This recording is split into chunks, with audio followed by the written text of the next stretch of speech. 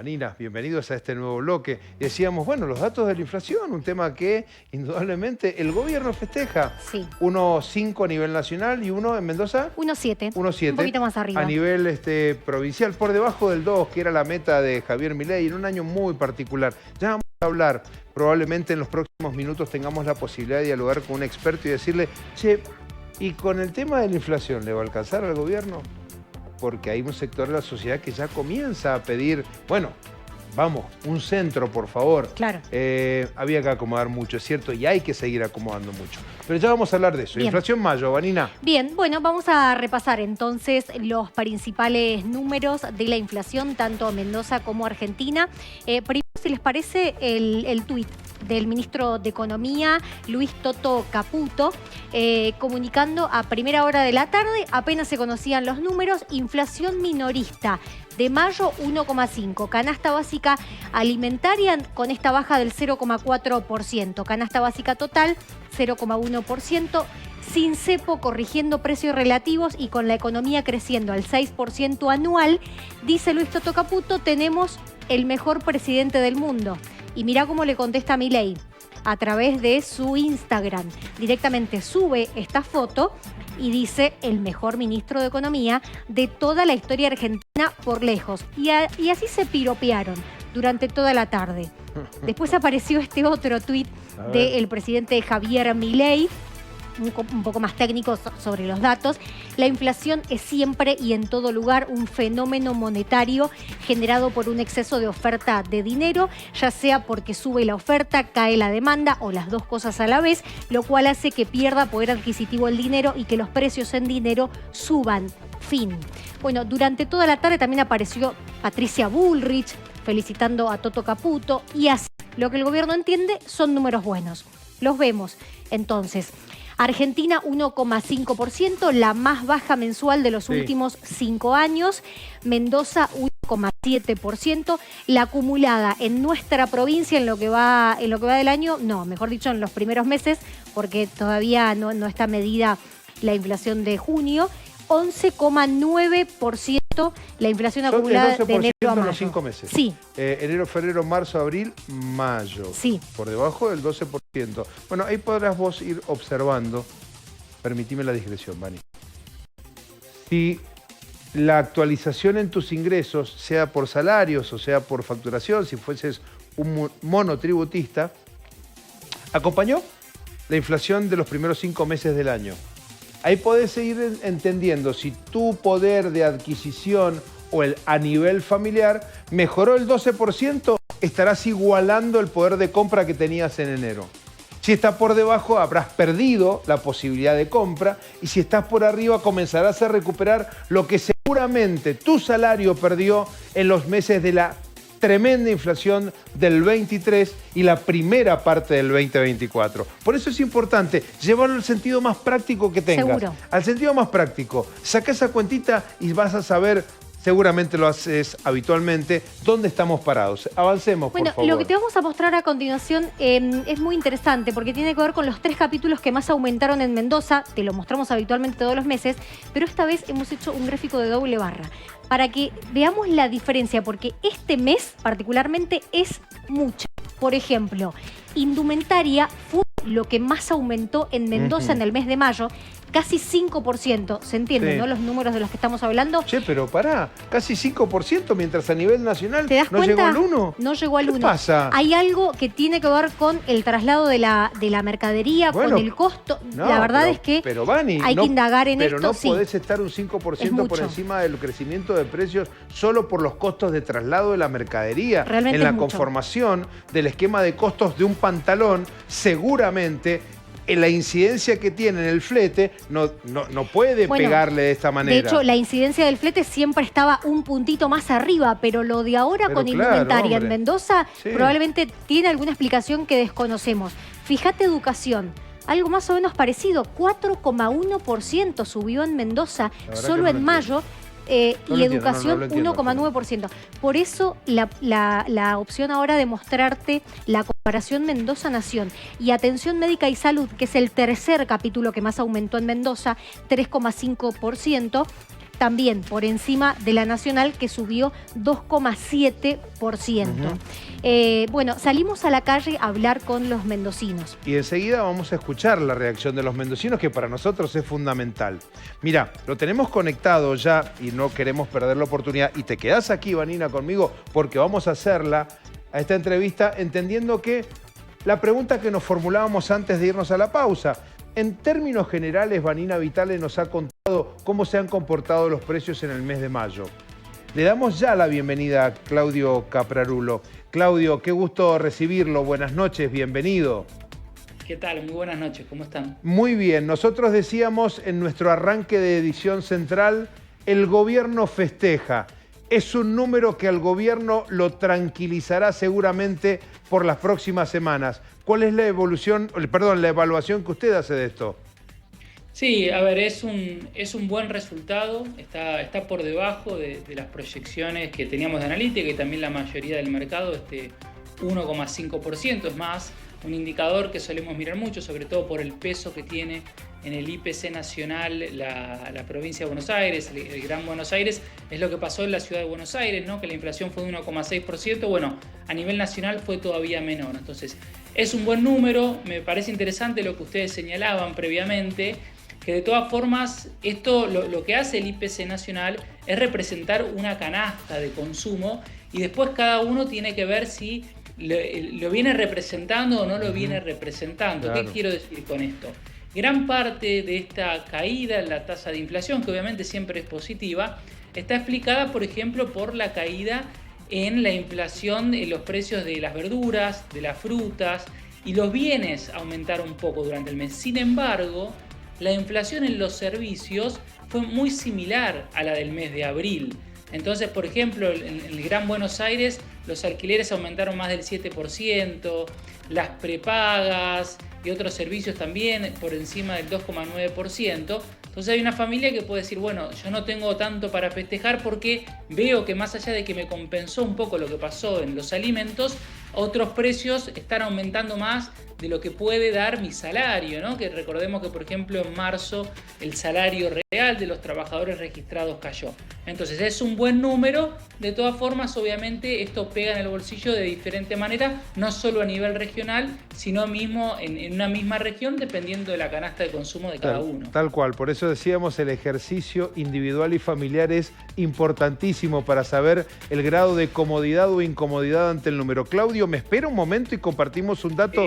Queremos seguir analizando junto a usted y aquí junto a nuestra compañera Vanina algunas cuestiones que hemos preparado como para poder entender cómo se ha ido comportando esto de la evolución de la inflación en términos interanuales, ¿eh? En este caso, para que entendamos también cómo vienen mejorando estos números, 84,5% era la interanual en enero, bajó a 67% en febrero, se desaceleró, mejor dicho, ahí está, a 56% en marzo, 47,3% en abril y la interanual en mayo, 43,5% según lo reportado hace horas nada más por el INDEC. Todo lo hablado con Claudio aplica perfectamente aquí. Míralo, observalo, agarrá tu bono de sueldo, llama a tu hijo si sigue viviendo contigo y también incorpora su dinero o tu mujer para entender que si de mayo a mayo no le ganaste ese 43,5 en promedio, indudablemente a vos la realidad te golpea de una manera diferente a quien de repente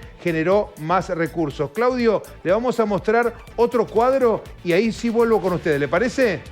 Sobre todo porque habla sobre los últimos 10 años prácticamente de la Argentina, la evolución histórica de la inflación de mayo. Hemos tomado el mismo mes para poder comparar peras con peras. Esto es los 4 años de la gestión de Macri, los 4 años de la gestión de Alberto Fernández, los 2 mayos de la gestión de Milei. Te decíamos, 1,5%, la más baja de los últimos 5 años, porque en el 2020, el primer año de la gestión de Alberto Fernández, por la pandemia, en mayo todo estaba muerto. Eclosión de pandemia. Total. En marzo se paraliza el país, no caminaba nadie por la calle, las cosas no subían de precio. Por eso yo te decía que sin tener en cuenta lo excepcional que fue ese 2020, recién tenés un número más bajo que el 1,5% allá, en 2019.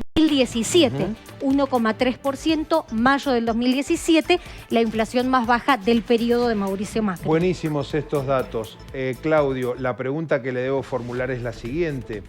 ¿Alcanza con esto o realmente todavía al argentino promedio le hace falta otro tipo de variables de modo tal de comprender que la vida comenzó a solucionarse al menos en el aspecto económico y financiero en su hogar y su familia?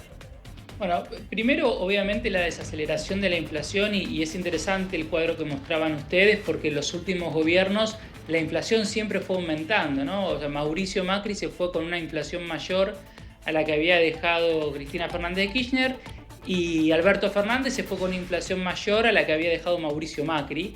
Entonces, si bien falta, porque obviamente los procesos económicos en la Argentina ya estamos acostumbrados de que hay idas y vueltas, Milei, si hoy terminase, ¿no? si mantuviese esta desaceleración hasta el fin de su gobierno, lo que podría mostrar es que él, a diferencia de los últimos gobernantes, logró bajar la inflación. Esa línea es importante. Obviamente, como venimos conversando, esta evolución de precios también hay que contrastarla con lo que pasa, entre otras cosas, con el mercado laboral. Y ahí es donde obviamente todavía el gobierno tiene una deuda pendiente. ¿Y por qué decimos esto? Bueno, porque obviamente que el desempleo ha aumentado, que los salarios y las jubilaciones se encuentran en valores inferiores cuando uno descuenta la inflación al poder adquisitivo que tenían, por ejemplo, en noviembre de 2023. Y ni les cuento si nosotros comparamos, por ejemplo, con el año de 2017, ¿no? Recordemos que el año 2017 había sido un buen año porque los salarios habían crecido y después a partir de la crisis de 2018 tuvieron una fuerte caída y no lograron recuperarse en los últimos años. Bueno, entonces me parece que está bien el camino que estamos iniciando respecto a la nominalidad. Lo que va a faltar en los próximos meses, más allá de que la inflación debe seguir desacelerándose, porque nosotros en la Argentina estamos acostumbrados a inflaciones altas, pero 1,5% en otro país mismo de Latinoamérica es una inflación alta todavía. Entonces digo, tenemos todavía, la Argentina en materia económica tiene mucho para seguir trabajando respecto a la nominalidad, pero también lo que más temprano que tarde tenemos que empezar a ver es que se empiece a robustecer el mercado de trabajo y que esta mejora en la nominalidad se traslade también a mejores condiciones de vida de la mayor parte de los argentinos. Claudio, el programa de gobierno de Javier Milei, de su ministro Caputo, ingresa en otra fase que es la de, hablando del robustecimiento en el mercado laboral, de la robustez en reservas que en apariencia parece ser un tema que no se puede resolver por el momento de la manera que entendemos el gobierno ha decidido avanzar? Bueno, el gobierno, para bajar la inflación tenemos que tomar en cuenta que una de sus principales herramientas es tratar de sostener un dólar barato, ¿no? Un tipo de cambio que los economistas le decimos que está apreciado porque ha crecido por debajo de lo que han aumentado el resto de los precios de la economía. Y eso es fácil para ver para cualquier argentino si compara, usted, desde Mendoza obviamente, por ejemplo, cuando comparamos con Chile, las cosas en Chile, claro. Exactamente, en las vacaciones, en el verano vimos la cantidad muy alta de argentinos que se fueron de vacaciones también a Brasil, por ejemplo. Bueno, un dólar barato le ayudó al gobierno a mostrar este sendero descendente de la inflación y por eso le tiene mucho miedo de que el tipo de cambio se empiece a elevar. Bueno, ¿cuál es la contracara, el costado negativo de eso? Es que no logra acumular reservas. Entonces, los economistas lo que decimos es, ojo, porque puede ser un proceso que no te garantiza que sea sostenible en el tiempo, porque estás dependiendo constantemente de aumentar el endeudamiento externo. Seguramente a lo que apunta el gobierno es que una vez que la inflación se siga desacelerando, eso mejore la economía, nos dé cierta competitividad y eso haga que nuevamente empiecen a aumentar las exportaciones y así empezar a compensar esa falta de acumulación de reservas que hoy tiene. Pero es claramente, como vos muy bien señalabas, lo que todos miramos que no hace que este esquema uno diga, bueno, ¿cuánto tiempo va a ser sostenible? Exactamente. Si usted fuese, pregunta de rigor, si usted fuese ministro de Economía, usted ha hecho una descripción sobre 2 puntos. Una inflación que está logrando domar el gobierno, un plan que hasta ahora rindió pero no es de larguísimo alcance porque se te termina el argumento, tengo que hacer algo porque la demanda social así lo va a requerir. Y no voy a caer solamente en el tema jubilatorio, en el funcionamiento del Estado, la inversión pública, en temas estratégicos para el crecimiento de la economía. Usted hablaba de exportaciones. En lugar de importar chucherías para vender todo por $1, bienes de producción o de capital que me permitan generar mejores rindes a mi costo productivo para poder ser competitivo en el mundo. ¿Hacia dónde pondría primera? Bueno, nosotros siempre tenemos que pensar la política económica de una forma consistente, ¿no? Uno no puede modificar algo sin pensar las consecuencias que va a tener en el resto. Pero claramente me parece que en el corto plazo, sin que eso implique fuertes desembolsos o un cambio estructural, porque es cierto también que nosotros, para mí como economista, es fácil tener una opinión desde afuera, pero obviamente uno siempre considera que el gobierno tiene mejor y más información y seguramente hay cosas que no nos cuenta de su plan económico para que los agentes no nos adelantemos. Ahora bien, me parece que claramente lo que falta, y sí podría hacer el gobierno en el cortísimo plazo, es mejorar la coordinación. ¿Y a qué nos referimos con la coordinación? Por ejemplo, gran parte del ajuste ha recaído sobre las provincias, sobre los gobiernos locales, sobre los municipios, la falta de obra pública, y eso también hace colisionar la provisión de servicios, porque gran parte de las transferencias que hacía Nación era para compensar, por ejemplo, y que permita que se haga obra pública, también para los sueldos de los docentes, bueno, y muchas veces ahí uno lo que nota es que falta una coordinación y una hoja de ruta que le permita a los mandatarios provinciales poder tener herramientas para adaptarse a un nuevo entorno y no que de un día para el otro se recorten las partidas. Por otro lado, también la industria necesita una señal de hacia dónde se quiere ir. No ha habido medidas puntuales para las pymes. Recordemos que las pymes, se habla mucho de la carga tributaria, pero se habla poco de cómo afecta a las pymes en un entorno, como muy bien señalabas vos, que a partir de la apreciación cambiaria también son menos competitivas para exportar. Entonces, bueno, hay medidas que el gobierno puede ir tomando sin que uno diga, bueno, le estamos pidiendo algo que puede ir en contra del equilibrio o del plan que está tomando. Simplemente empezar a coordinar, marcar hacia dónde se quiere ir con la economía y empezar a atender cuestiones puntuales que permitan que esto sea más sostenible hacia adelante, porque también tenemos que pensar que los equilibrios económicos tienen que tener equilibrios sociales, porque uno puede lograr una baja de la inflación, pero si dentro de 6 meses eso generó, como vimos por ejemplo, una crisis en los hospitales nacionales, bueno, eso también empieza a hacer ruido a nivel de la sociedad y la legitimidad que va a tener ese proceso. Claudio, clarísimo. Un gusto poder hablar con usted nuevamente. Esperemos poderlo hacer muy pronto. Gracias, abrazo. Ha sido un gusto, muy buenas noches. Muchas gracias. Clarísimo, Claudio, verdaderamente. Seguimos. Te voy a dar 2 datos que claro. tienen que ver con los alimentos, porque ahora vamos a ir a escuchar a la gente. Y la gente con esta sensación de, más allá de que la inflación se está desacelerando, lo que hablaban ustedes, Claro. no me alcanza. Porque no nos pega de igual modo. No, y porque además este promedio hace que determinados productos que vos comprás sí han aumentado más. Alimentos acá en Mendoza subió 1,2%, pero por ejemplo el café subió 3,9%, la manteca subió 4,2%. Entonces, si se te viene a la cabeza que justo compraste manteca un 4% más caro que el mes anterior a mayo, entonces probablemente te pasa eso, no sentís que se esté desacelerando además. A algunos no les alcanza. O sea, pero yo digo que, no sé, haciendo un esfuerzo y privándote de otros gastos, digamos, de salidas, de cosas así, te alcanza. ¿Cómo para sobrevivir? Se les ha ido la mano mucho. Está bien, dicen que se ha parado la inflación, que el dólar no sube, qué sé yo, pero las cosas no bajaron. Ni lo que es fundamental es la comida, que se ha ido una barbaridad. La inflación está mermando un poco. ¿Usted cree que alcanza con eso para el bolsillo del argentino? No, imposible. De no ser que tengas un muy buen sueldo, bueno, pero si no, no.